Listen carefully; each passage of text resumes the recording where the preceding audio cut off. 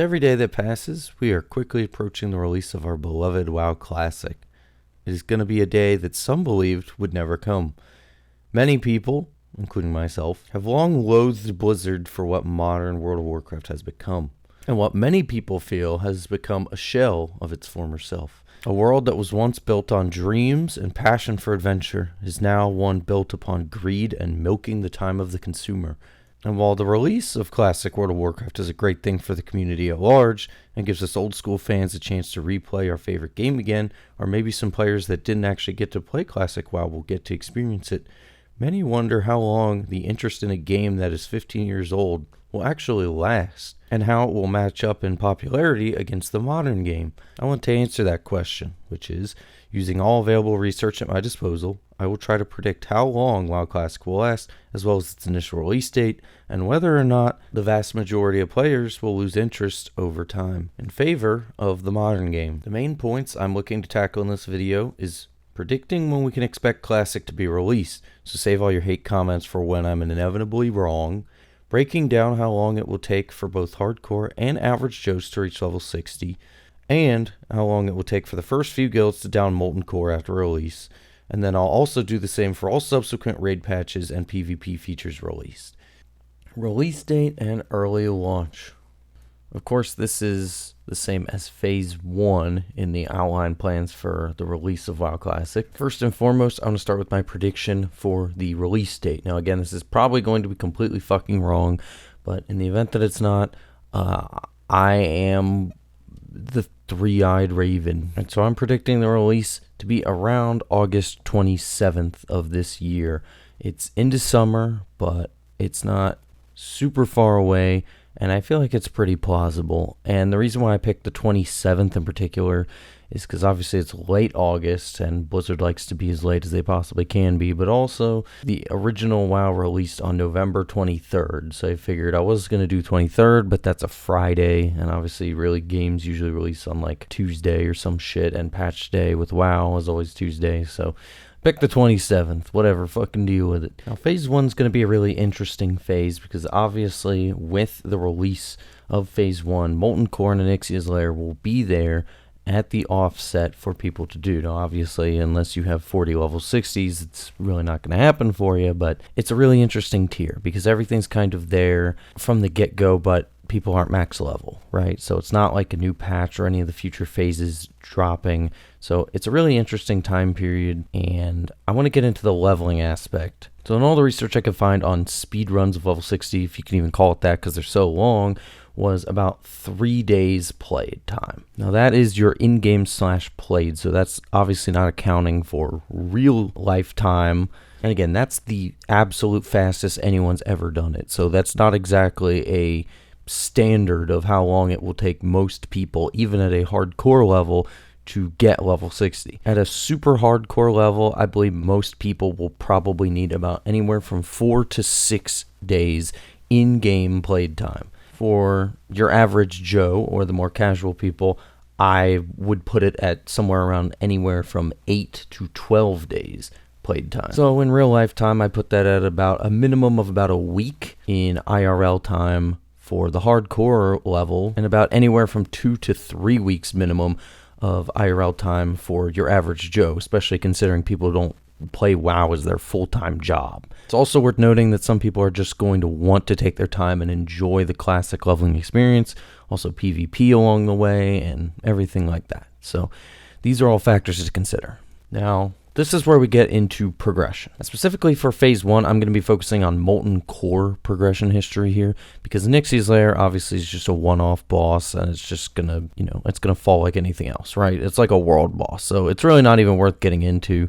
I predict, like Retail Vanilla, Molten Core progression as a tier will probably take the longest, at least in terms of how long it takes for someone to kill Ragnaros after the launch, because you have to account for at least 40 level 60s in your guild, ideally pre-raid best in slot, but obviously if it's world first, that's probably not going to happen. Max professions, etc. Now, as far as the most hardcore, like world first Molten Core progression guilds, this is how I see it going. Now, based on data from private servers, and in this particular case, I'm going to use Light's Hope, since I feel like it's the most accurate in terms of its data. The first entry, and Therefore, first kill into Molten Core was about 14 days after launch. Second guild killed on the 10th of August, which was 16 days after launch. So based on this data, if Classic WoW is coming out on August 27th, as I predicted, I believe the first entry and therefore just full clear of Molten Core will occur on September 8th, which is 12 days after launch. I sped it up by about 2 days from the most private servers just because I figured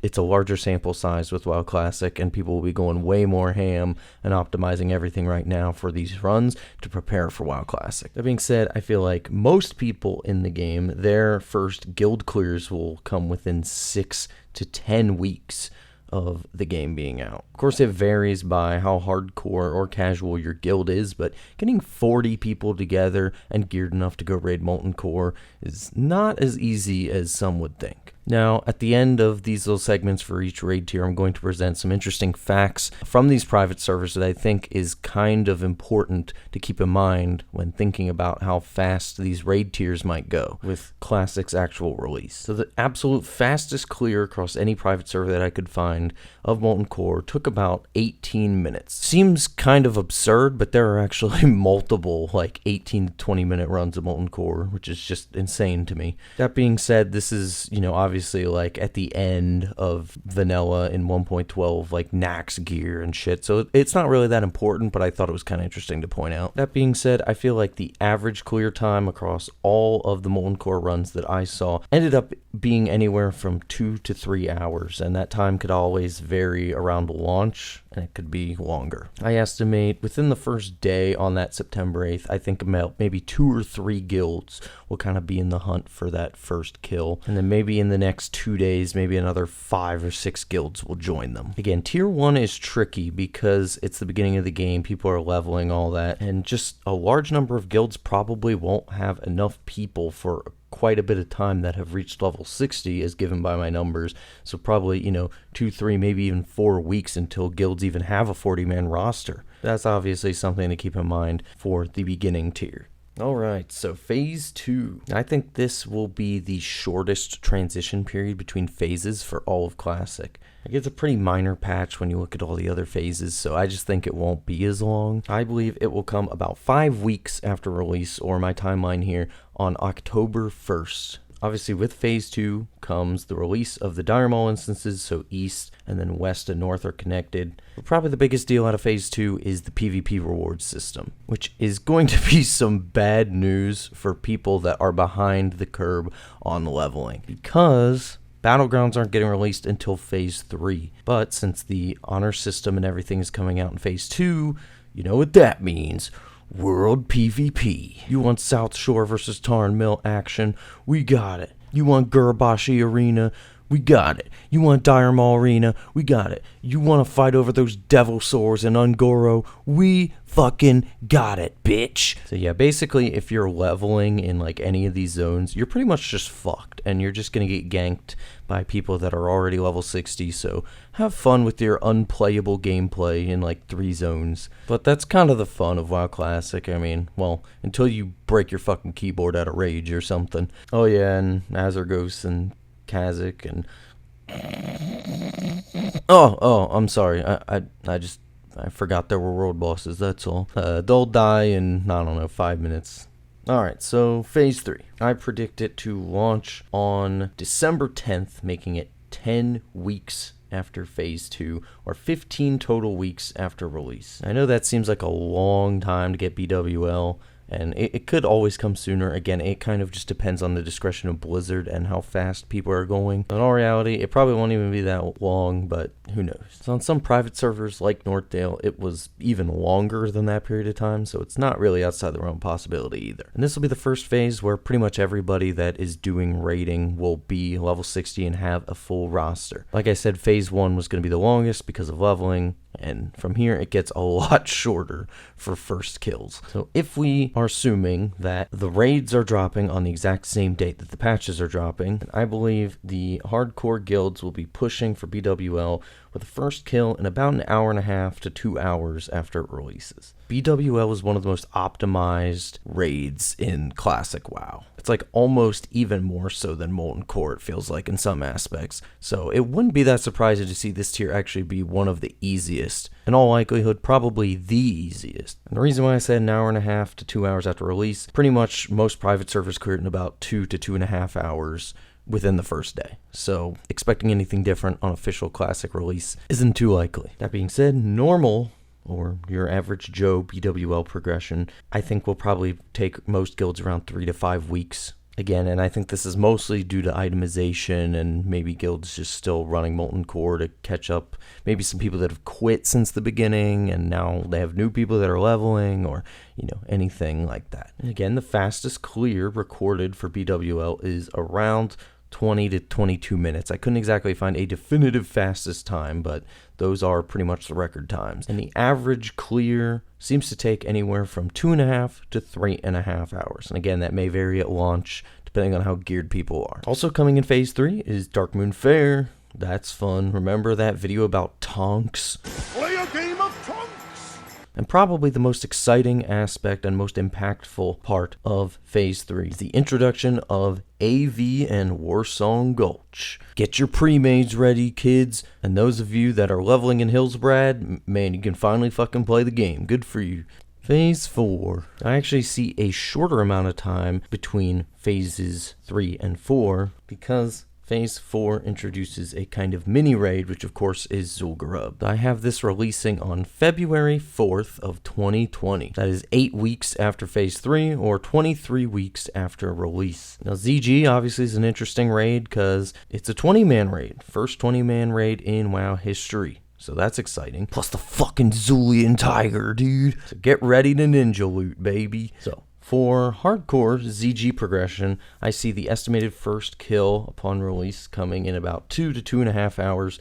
The first recorded kill on Northdale took about just over 2 hours. For normal guilds, I actually see this being quite a different story because, again, it's a 20-man raid. So you only have to bring half the players and you can just bring your most geared and skilled players to the raid. So I see it taking maybe about 2 weeks, maybe 4 weeks for the latter half of those guilds to really progress. But a lot more players will get to experience it because, again, it's a smaller raid. Fastest clear on record is 22 minutes and 41 seconds. I did manage to definitively find that, unless I just found the wrong one. But if I did, let's just pretend I didn't. And the average clear is anywhere from 2.5 to 3 hours. Again, this can always vary by gear of the group. Also, coming in Phase 4, for all you PvP junkies, is Arathi Basin. So get ready to knock people off Lumbermill. That's fun for all the PvP boys out there. And last but not least, we have the Green Dragon Boys as world bosses, located in Ashenvale, Duskwood, Hinterlands, and Feralos, respectively. Better make sure you guys have Euron Greyjoy in your raid group, because that'll do the trick. Alrighty, we have Phase 5. Now, Phase 5, I believe, will be probably the longest period of time that we will have a phase active, and that is mainly because of the main event, the Ahn'Qiraj war effort. Ah, yes. Yes, even you can be a Scarab Lord.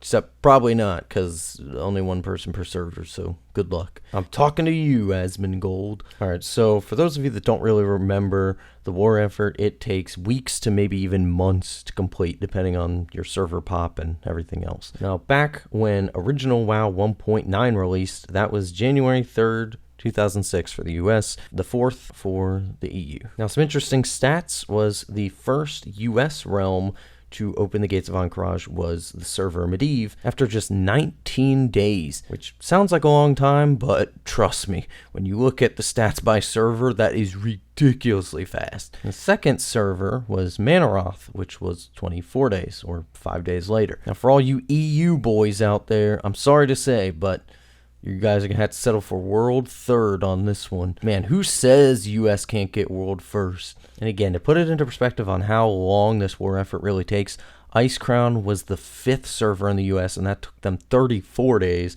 And Destromath was the 5th on EU, and that took them 37 days. So again, it takes quite a long time. Now, that being said, I can't really say for certain how many servers there are going to be when WoW Classic comes out. There could be more or less than there were with the original WoW, so it's really hard to gauge this one for me. But just based off research alone and me looking at the numbers, I'd say US first for opening the gates of Ahn'Qiraj. I'd give it 18 days. I'll go 1 day faster than retail, and I'll go 19 days for EU so US can get that glorious world first. And again, it's difficult to gauge not only by number of servers on WoW Classic potentially, but also because on some private servers, the numbers of turn-ins aren't exactly 1-to-1 turn-in because they're private servers. They don't have as many people on them as the original WoW, so it's hard to gauge these numbers. But I'd say going on the original breakdown of how long it took these servers, I'd say the average will probably be anywhere from 28 to 30 days on both US and EU because it's pretty even. Which again, these numbers make it really difficult in predicting who will get a first kill for either AQ, whether it be 20 or 40. But if we're assuming that the world's most populated server is going to have, all the streamers and YouTubers and influencers on it, that's going to be a massively populated realm in comparison to all the others. So like, for instance, this is basically the server I'd have all these previous numbers pointed out on. So we'll start with AQ20. Obviously, again, it's a 20-man raid and it's a little bit shorter. So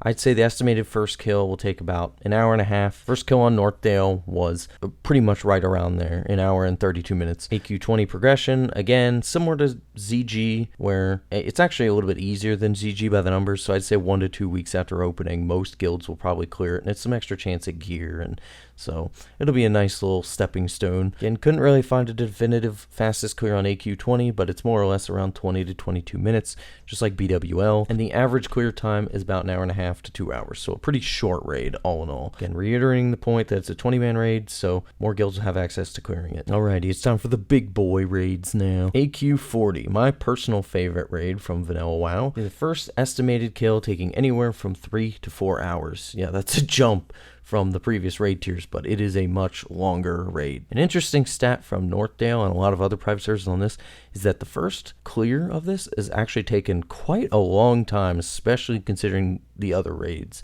First clear of AQ40 on Northdale took a whopping 6 hours and 12 minutes, which is, more than a little bit of a jump from the previous tiers. As far as your average Joe AQ40 progression, I see estimated most guild first clears within 5 to 8 weeks.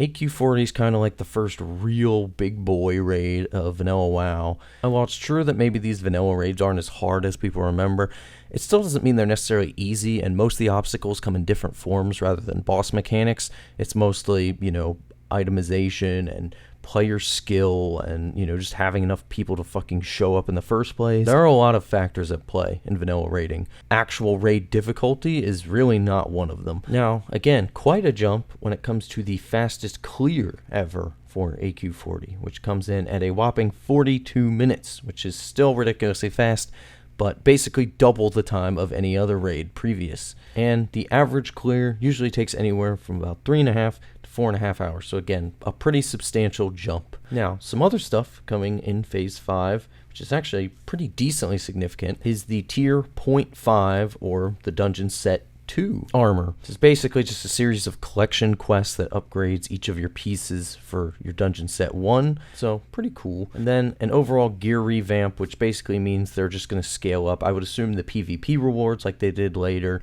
in Vanilla's Lifespan, and other pieces of gear that they kind of scaled up to become a little bit more relevant, as well as just some changing of some of the gear with stats and other things occurred over Vanilla's Lifespan. Last but certainly not least, we arrive at Phase 6. I have coming out on July 21st, 2020, a whopping 14 weeks after Phase 5 and 47 weeks to get to the end of the content patches of WoW Classic. And this is the time, rejoice chat, for you can finally say, Nax out, Pog. And if this isn't the actual release date for Nax out Pog, then I'm sorry, please don't send me angry messages. I'm very sensitive. So, hardcore Nax progression. Only 1% of all guilds in WoW Classic will kill a boss in Nax Ramus. Fact. Okay, well, maybe not a fact. Maybe just not true at all, but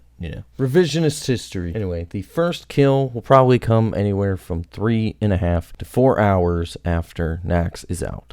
The first Northdale full clear happened in about 3 hours, 33 minutes, and 48 seconds. Now, normal Nax progression, again, it's dependent on a lot of factors, but I think most guild first clears will, again, come within about 4 to 8 weeks, depending on just how good and well prepared your guild is. Even though Naxx isn't quite as hard as people say it was back then, it's still probably the hardest raid of vanilla WoW. And it's definitely the longest. Fastest clear ever was a whopping hour and 8 minutes. So that's the longest by quite a bit. And again, by far the longest average raid time across all vanilla servers, anywhere from 4 to 7.5 hours. It ranged that highly. Now, other things coming in Phase 6 are, of course, World PvP in Silithus and the Eastern Plaguelands Towers. And again, with that comes bad lag and possible leveling issues for anyone that may be in these zones at these times. That's something you may want to be wary of when it comes to around the release of Phase 6. And last but certainly not least, the Scourge Invasion event, which is actually pretty cool and really has some nice roots in modern WoW gameplay. Because there are, of course, undead hordes that attack certain zones, pretty similar except not terrible, like the Legion invasions or the incursions, and really interesting. And then some neat little things outside capital cities that spawn low level undead, so even if you're leveling, you can participate in them as well. And it just makes the world feel a lot more alive, that, you know, these invasions take part in all these numerous zones across Azeroth as opposed to just, you know, 4 of them. And with that, the patch cycles for classic WoW end. F in chat, boys. Overall, final musings. All of the data previously presented shows a fairly accurate timeline of how long I think classic WoW will last. However, that's really only in a denotative sense of the word. In the greater scheme of things, WoW Classic can seemingly last for however long it has an active player base and people that still enjoy playing it. After all, as previously mentioned, leveling takes quite a long time, and dungeons are quite hard to farm for and take several hours to complete, especially if you're an average Joe. I mean, I was 8 years old when I first started playing this game in early 2005, and 10 years old by the time vanilla ended. I mean, I never even got to level 60 back then. That's how bad I was, but I got mostly there around level 51, I think. But that's exactly my point, is a casual player can very much enjoy classic WoW. In fact, I'd argue more so than modern WoW, because the systems implemented to progress through the game and have fun aren't fucking garbage. I'm looking at you, BFA. And this is why I believe that WoW Classic will just